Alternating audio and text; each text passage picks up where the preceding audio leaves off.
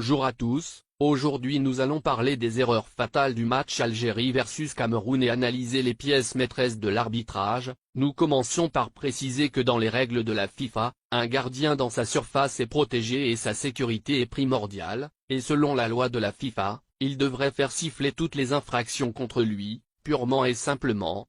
Aucun joueur offensif n'est autorisé à entrer en contact avec le gardien de but directement ou indirectement. Ici dans le premier but camerounais nous montrerons toutes les infractions commises par l'attaquant dans la surface de réparation. Il y a trop de fautes dans une seule action et elles ne peuvent pas être considérées comme des erreurs humaines ou des erreurs d'arbitrage courantes, mais plutôt dans un esprit logique. Ces fautes sont délibérément ignorées et négligées par un arbitre de classe mondiale désigné par la FIFA et autorisé à arbitrer un match éliminatoire de haut niveau pour la Coupe du Monde. Pousser un défenseur contre son gardien de but doit immédiatement entraîner l'arrêt du jeu et récompenser un coup franc à la défense.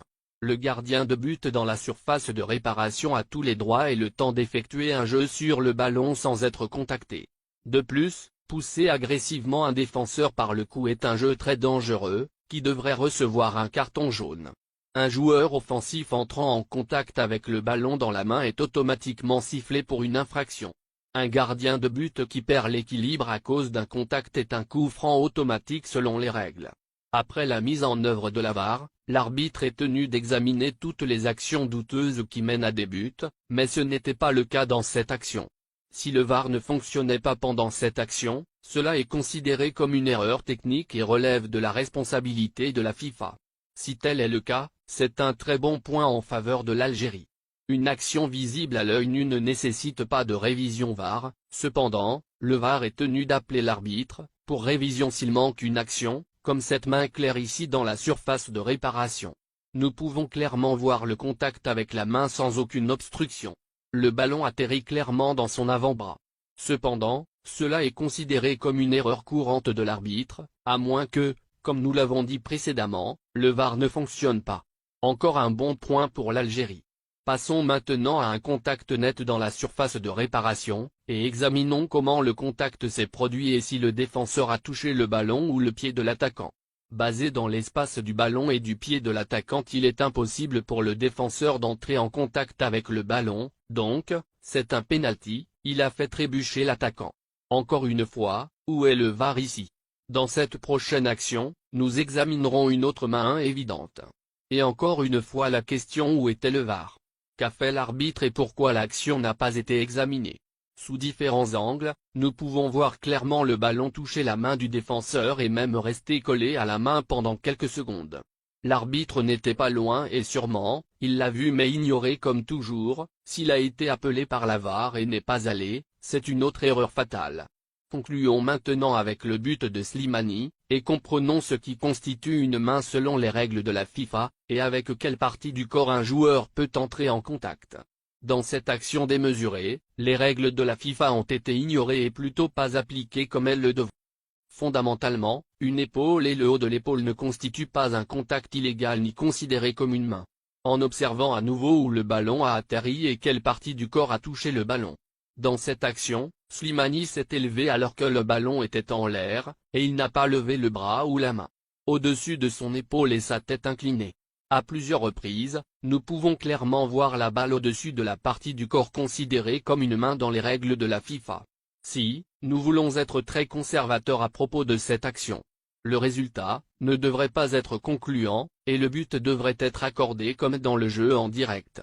Utilisons un peu de bon sens et voyons si nous pouvons déterminer la trajectoire de la balle, et sous différents angles, voyons si nous pouvons déterminer que la balle a touché à 100% la main de Slimani.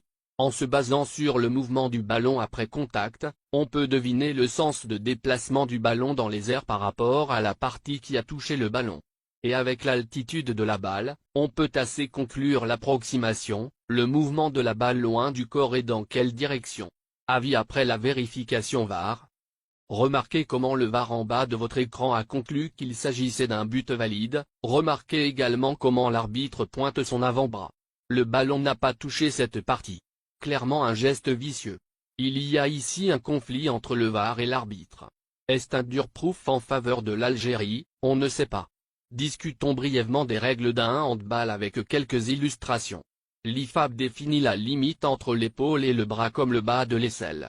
Tout ce qui est en dessous est considéré comme un handball, intentionnel ou non, cela n'a pas d'importance.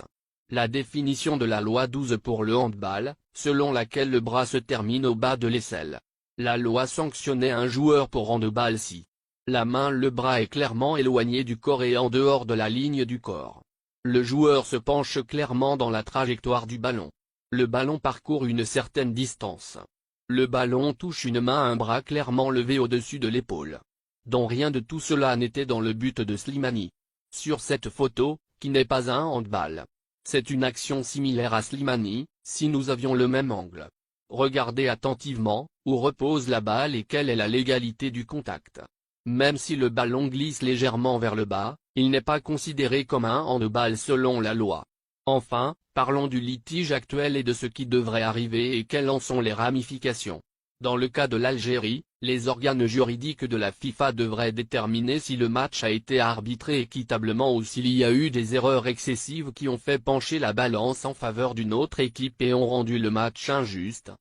Ou s'il y a simplement eu des erreurs courantes sans fondement.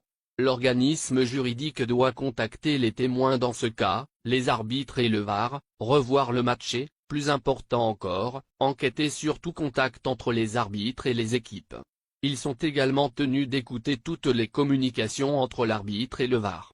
Déterminer ensuite, si le match doit être rejoué, aucune autre action n'est nécessaire et le Cameroun se qualifie toujours, ou même dépouiller le Cameroun de la qualification et la donner à l'Algérie. Dans tous ces scénarios après le verdict, les deux équipes ont 21 jours pour faire appel de la décision contre eux auprès du TA.